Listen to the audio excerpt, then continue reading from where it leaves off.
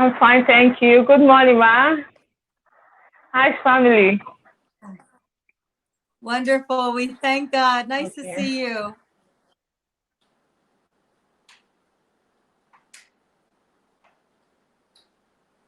Am I being Okay. introduced or I should go ahead and start sharing? Good morning, ma. Good morning. Good morning, everyone. Welcome to Family Second Eyes of Africa TV. I am your host, Osas Osaruwmense. With me today is Reverend Laurie Idahosa, the senior pastor of CGMI Church Unusual. We'll be talking on the topic today, how to handle or cope with delay in childbearing. Same here, ma. And our topic today, she's going to be speaking on how to cope with delay in childbearing. You hold on, ma. Good morning, ma. Good morning. Hi, thank you so much for having me. Thank you, Pastor Mrs. Osas. Thank you, everyone, for giving me the opportunity to share on this wonderful program this afternoon. I believe that it'll be helpful for so many of us that are going through different things that we're waiting for in life. So today I'm really excited to be talking to us about how to handle delay in childbearing. And I think I could probably take it a little step further and say how to handle delay in anything that you're waiting on, anything that you're hoping for.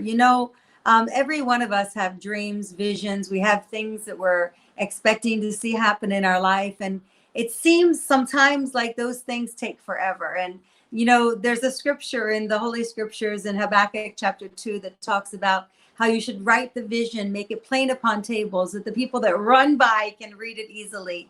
And then it says something else that's really interesting about vision. It says that our vision is yet for an appointed time, but at the end it'll speak.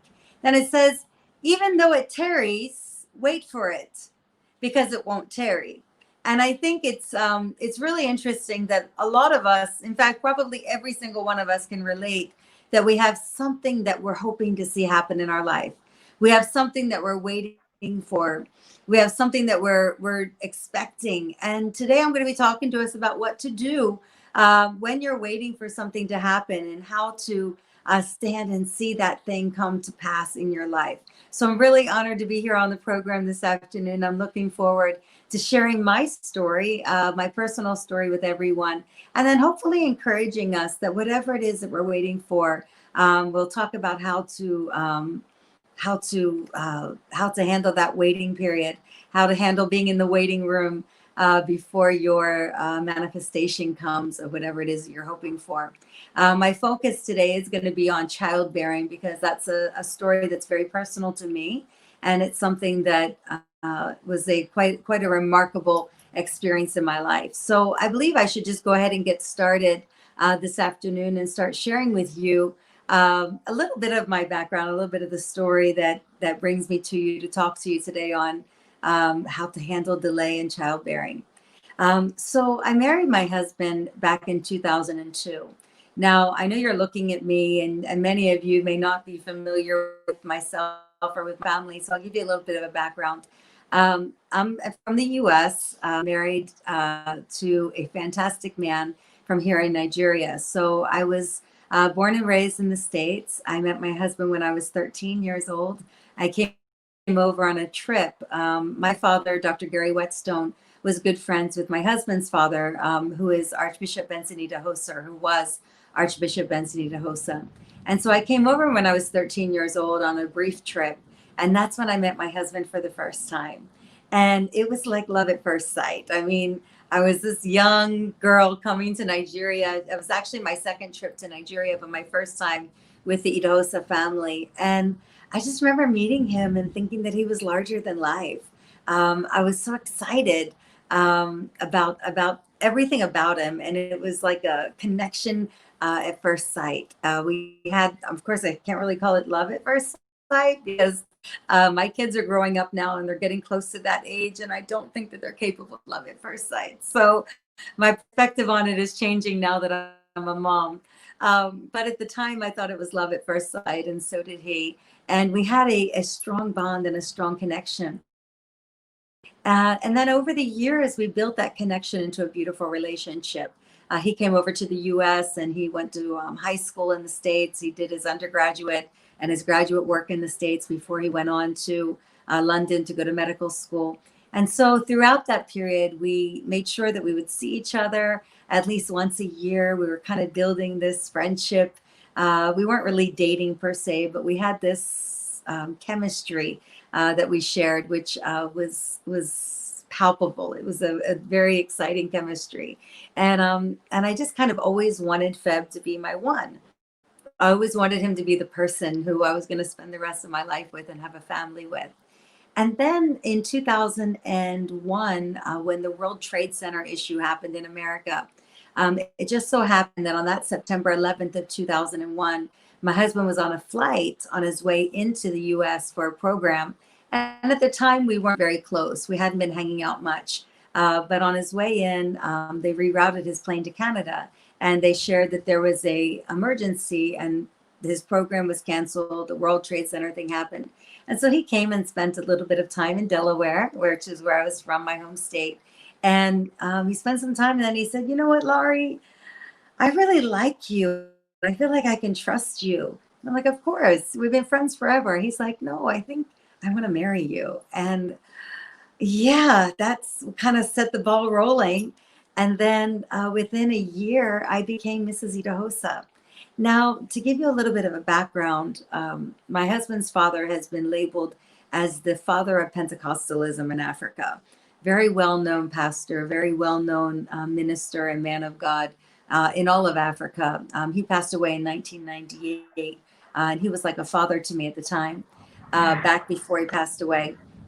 And so a lot of people came to our wedding. There was a lot of expectation. In fact, our Nigerian wedding, we had over 10,000 people who came to our Nigerian wedding. And our American wedding, we also had about 2,000 people, which is massive for an American wedding. So it was a very big affair, and there was a lot of expectation that we would get married.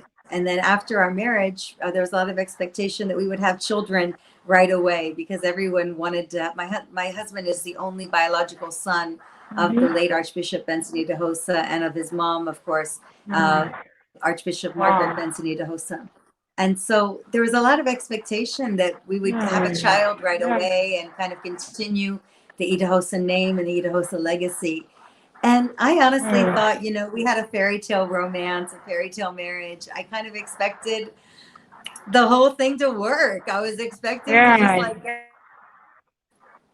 get pregnant, have a baby, and you know, let the whole thing roll. And we get pregnant right away, as I was hoping. And within the first year of marriage, we went ahead and did some testing. And when we did the testing, because we weren't getting pregnant, we did some testing, and the doctors came back to us with some very discouraging news. They told us that we were 99.9% infertile, that both my husband and I both had infertility issues, which we didn't know about ahead of time. They had nothing to do with function. They had to do with things that were going on inside. I had blocked tubes and PCOS and endometriosis and all kinds of things, inverted uterus. And he had issues with his sperm motility and sperm counts. And so they told us between the two of us, there's no way you can have kids without IVF. And that was a big blow for us. It was a big, very scary time. I can tell you I cried because I felt like my dream was just crashing down. And I was just like, gosh, you know, how can this happen to me? But my husband looked at me when the doctor gave us that very scary news. And my husband said, you know, Laurie, listen, when my parents were trying to have kids at this time, it was like 31 years ago. So my parents were trying to have kids 31 years ago. They were told by the doctors that they couldn't have kids. And here we are, 4 biological children. There's no new tricks in the book. He's like, so if God could do it for them, then God can do it for us too. You know, and I said, okay, I agree. God can definitely do it. But I'm kind of one of these very practical people. And so I said, you know, well, if you have a headache, You take Tylenol or Panadol. If you have infertility, then you take an infertility treatment. The doctors told us that's what we need to take. So I convinced him to let us go through the route of using a reproductive endocrinologist and trying to get pregnant through IVF.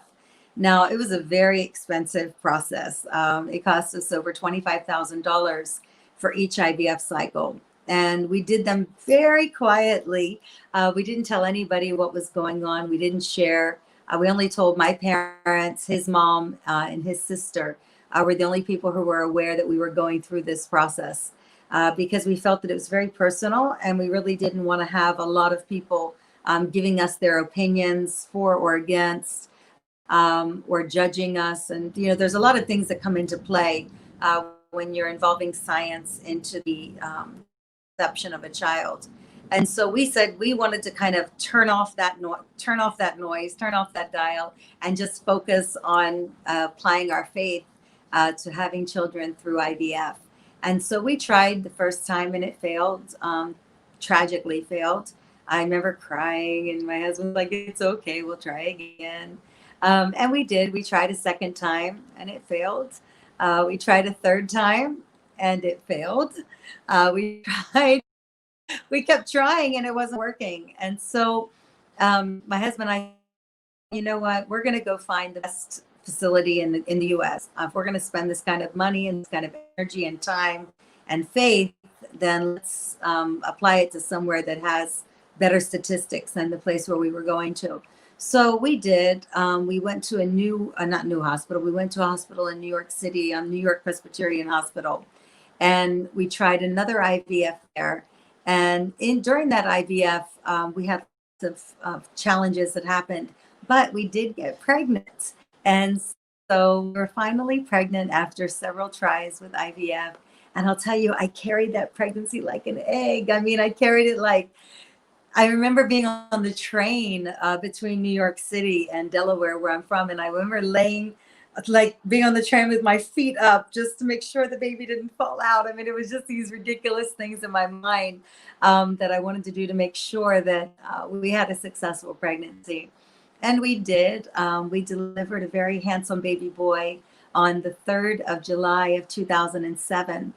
We called him Ben after Benson Idahosa. And we were so excited that finally God gave us not just a child, but God gave us a son. And we just felt, you know, larger than life, so excited. We told everyone in the world. Now, I had a C-section. And so I was staying in the room where the C-section was. But then something happened the next morning. The nurses came in and the nurses said, there's something wrong with your baby. And we're like, something wrong with our baby? What are you talking about? And she said, you need to come down to the nursery. And so because I had a CS, they wheeled me in the wheelchair down to the nursery. And when we got down there, we saw them doing CPR compressions on our baby.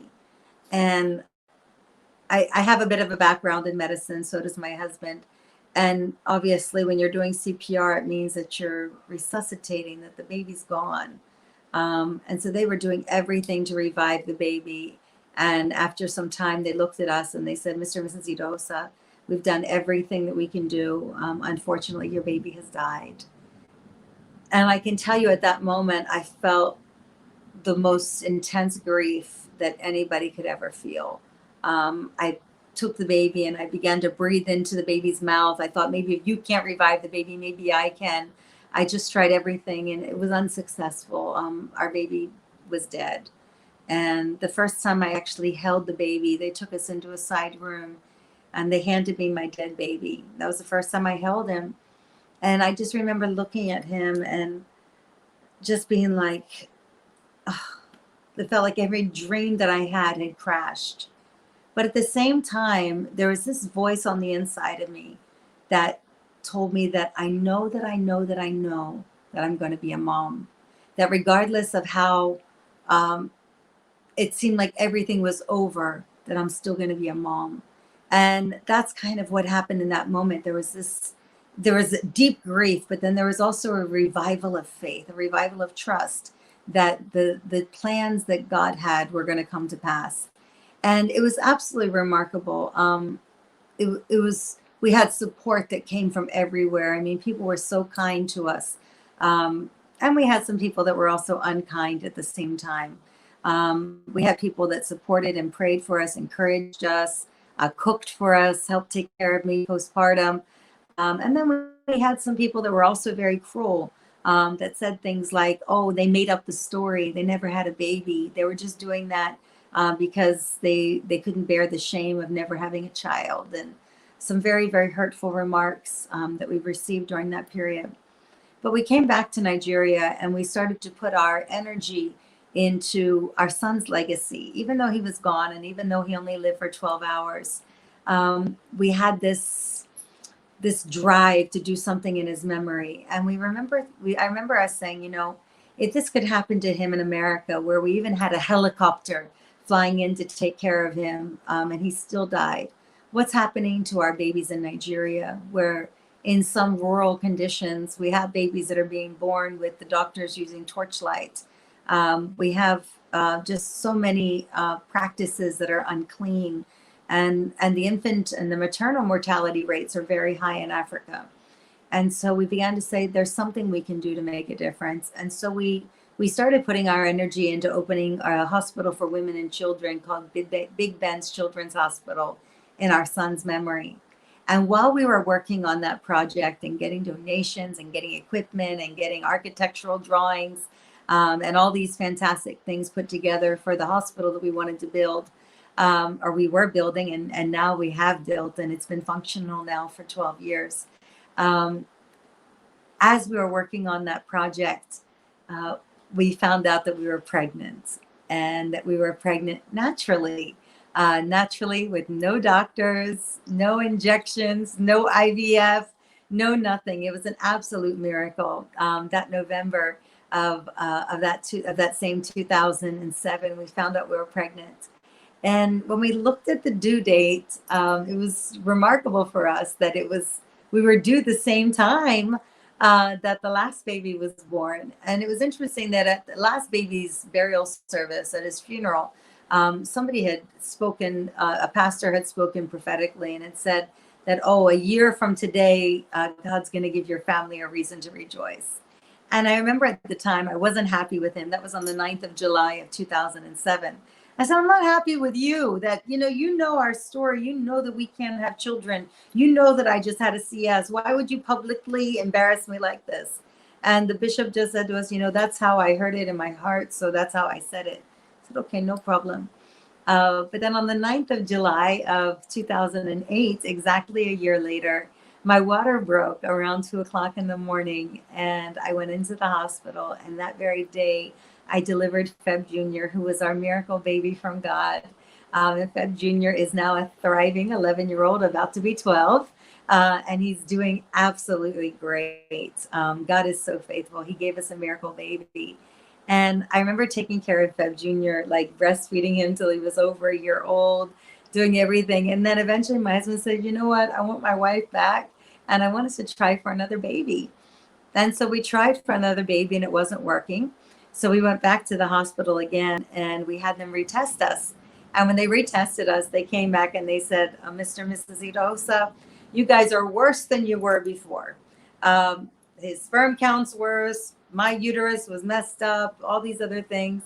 They said, nobody wins the lottery twice. If you want to have more children, you have to do IVF.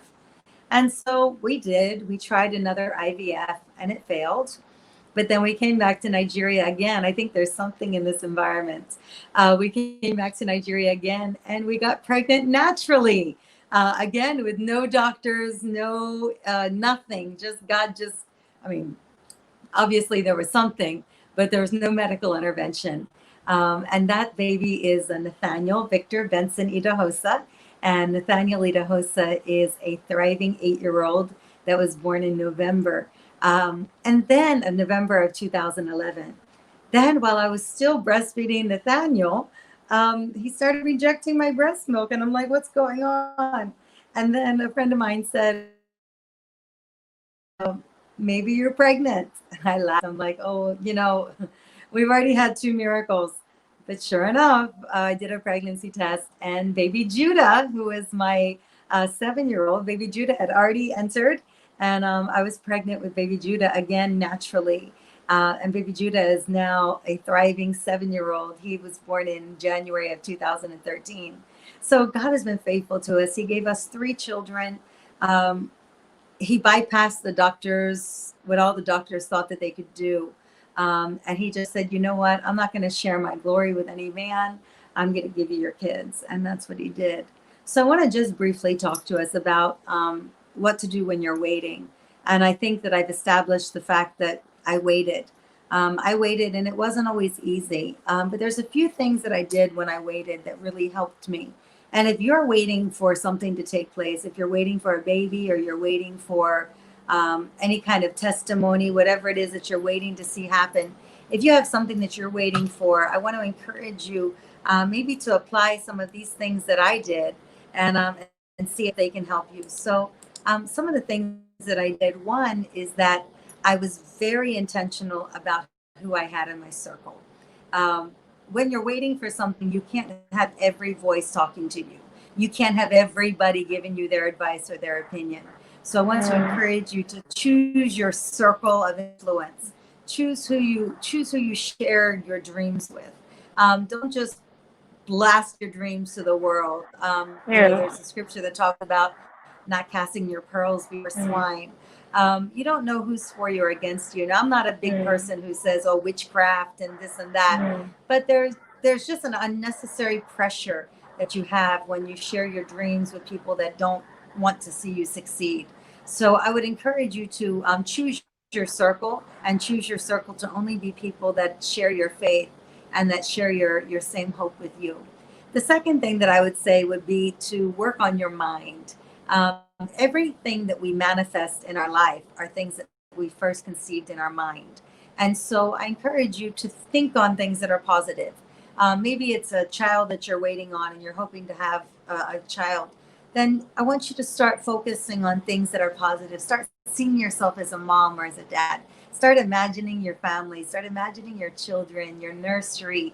I remember reading books on parenting, reading books on a baby's first year. And I didn't have a child, but I began to say, you know, I'm a mom and I'm going to perceive myself as a mom.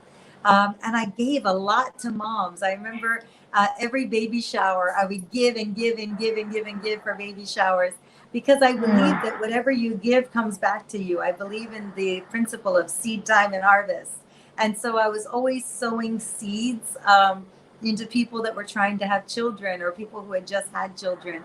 I was always blessing other people. And that's what I want to encourage you to do for whatever it is that you're waiting on. Find people that are already where you're trying to get to, and then just start to bless them, do things for them to encourage them, and then it'll come back to you in the terms of a harvest. So first, look out for your circle. Second, control your mind and the thoughts and the things that you allow into your mind. And the third is that I would encourage you to be generous in the area of your vision and support other people who are already doing what you're trying to do. There's a lot more things that I can share, but I was told to talk for 20 minutes. My 20 minutes are up. So thank you so much for giving me the opportunity to share my story. And I hope that it helps somebody today who is trusting and hoping and waiting for a child. If it can happen for me that was told there's 99.9% impossibility, it can also happen for you. And I want to encourage you to be patient and wait and to trust the process. And of course, in my case, trust God and pray and believe that whatever He has promised you, whatever you know that you're going to experience, just stand on those promises and watch Him manifest it. Because He's not a God that can lie. He's always faithful, and He always does what He said He's going to do. And like I said in the beginning in Habakkuk chapter 2, it'll look like it's waiting, but it's really not waiting. It's just waiting for His timing. So don't be discouraged when it doesn't happen in your timing, because His timing is always perfect. And for me, I can look back at my children now and say, this was the time that they were supposed to be born. And I'm so grateful that they came when they did and not later. And I can go on and on and on about all the great reasons why I believe that that He allowed my childbearing to delay. but we don't have a lot of more time in this program. So I hope this has been helpful for us. And I believe that I was told that there might be some questions. So I want to hand back over to the host and allow her to, or allow him, whichever host we have, to field the questions so that I can be supportive to whomever is watching this afternoon.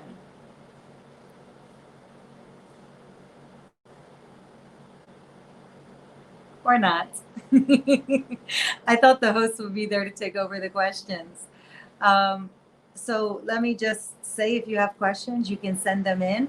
And when you send your questions in, I'll be sure to address them. I was told that I'll be addressing a few questions on this program. So I wanted to leave sufficient time for those questions to give you a chance to ask those questions. Somebody, Yamu Esosa Becky, says she loves me. I want to say I love you too. Thank you so much for encouraging me. You know, when you tell somebody you love them, it does something on the inside of them. It builds them up and it makes them feel important. So thank you for making me feel important and making me feel loved. And I want to encourage you to share that same love with the people that are in your immediate environment. Trust me, it makes a big difference. Just those little words can really help a lot to lift somebody's day. So is my host there? I'm expecting my host to handle the questions. Okay, I should go ahead and continue. Okay, so those are some of the things that I did. I shared some of the things that helped me get through the waiting period. Another thing that I did was I was very deliberate, especially after I lost my son. I was very deliberate about the kind of things that I listened to and the kind of things that I watched. Now, prior to losing my son, you know, not to say I was completely careless, but I had TV and radio and, you know, all kinds of things. But then after I lost my son, I felt like I just wanted to control everything and make sure, you know, one thing I can control was what I fed my mind, because there was so much negativity and so much grief and so much pain. So I turned off the TV, the radio. I didn't listen to any news. And I can tell you that it lasted for a good 12 years. We didn't watch any news in our home, or we didn't have a TV in our home. We just actually turned it back on during the pandemic, just right before the pandemic, right before the lockdown, because we felt that we needed to be updated of what's happening in the world. So we've just turned it back on after 12 years. But we kept our information very tight. And that's what I would also encourage you to do is monitor what you watch, what you listen to, because it affects you. Something else that I did that was really helpful was I had a strong support group. And so for me, I needed more support, not when I was going through the IVF, because I felt that I had a strong support group in my family. But at the time that I was grieving after the loss, my family was also grieving. And so I needed an external support group. And so I found that support group online. This one says, how do you cope with the pressure from family and friends during the delay in childbearing? Wow, it's an intense pressure. And so I encourage you that if you're having a delay in childbearing, the way to handle the pressure from family and friends is to have a very supportive spouse. So if you're the man in the equation, support your wife. If you're the wife in the equation, support your husband. It talks about the two shall become one flesh. And I think it's important that the two of you have a united front, and the man doesn't allow people to insult or to tear down his wife, and the wife doesn't allow people to insult or tear down her husband. When the two of you are in agreement, when the two of you have a strong stand, then it makes it a lot easier to deal with the pressures that come from the people that are outside. And then you have to just let a lot of things, you have to develop, at least for me, one thing that I had to do was I had to develop thick skin. Now, I'm obviously a white American, so I was raised very different than somebody that was raised in the African context. So I was a lot more sensitive, and things would hurt me a lot more than what they might hurt somebody that was raised in an African world. So I had to kind of change my orientation and realize that the things that people are saying, they're not necessarily to hurt me. They're just because they have their hurts, they have their issues. issues. And I was able to kind of compartmentalize some of the insults and some of the hurtful words and say, you know what, it's that person that has the problem, not me. And that person has an issue, not me. And I think that helped me a lot. So just kind of let it roll off of you. Don't dwell on it, and support one another when it comes to a husband and wife while you're waiting for childbearing. Don't throw your wife under the bus. Don't agree with your family. A lot of families tell the man, "We'll find another woman. Let's get a girl for you so that you can have a baby." You have to, anything that is being said that would try to tear down your wife, you need to restrict that type of content and make sure that you're not giving any access to it, and that they know that they can't talk like that about your wife or about your family. And you have to take a strong stand for your spouse. I hope that's helpful. Okay, so are there any other questions?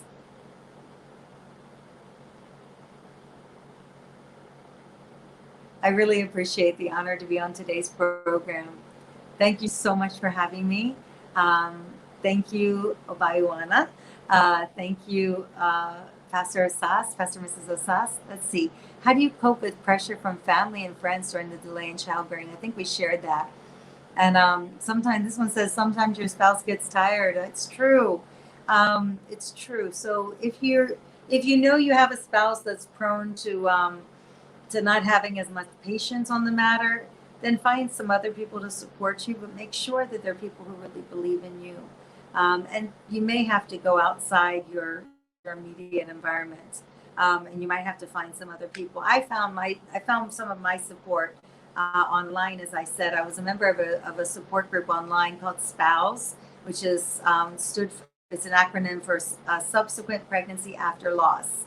And that was that I used that very heavily during my year between when I was pregnant with my second child, where I was just going through so much, and I just didn't know who I could talk to, who would understand.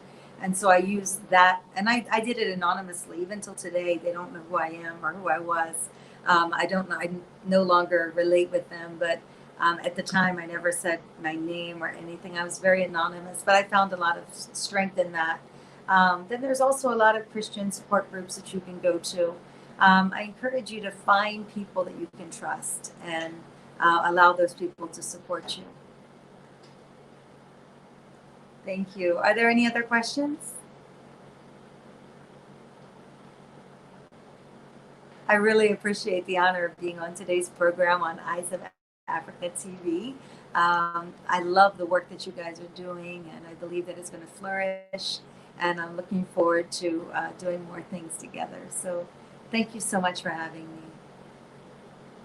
Sometimes you as a woman get threatened to marry a second wife. You as a woman get threatened of marrying. Oh, okay, where they come and they tell you that that they want your man to marry someone else. You know, when you get married and you say these vows to one another, and part of those vows are for better, for worse, for richer, for poor, in sickness and in health, till death do we part. And if you really believe those vows, then both of you will stand by those vows, and you won't allow the temptation of marrying a second wife to creep in. I can't say that nobody ever told my husband to do that, but I can say that whenever my husband was encouraged to do that, it was never even an option. It was never even, whatever you give audience to, you'll eventually activate. So make sure that you don't give audience to that thought. If, let's say, you have an uncle or an elder who wants you to take a second wife while you're waiting for a child, you have to limit your access to that person. And then you also have to make your stand very strong and say that's not what we're doing in our home. That even if we don't have children at all, I'm standing with my wife, and we're not gonna take on a second spouse. So you just have to make your decision and then stick with it, and not allow the pressure of family to push you to do things that are against the vows that you took and that are morally wrong. Because we know that when you get married, it's supposed to be just two people inside the marriage, inside the Christian marriage. So I hope that that also helps.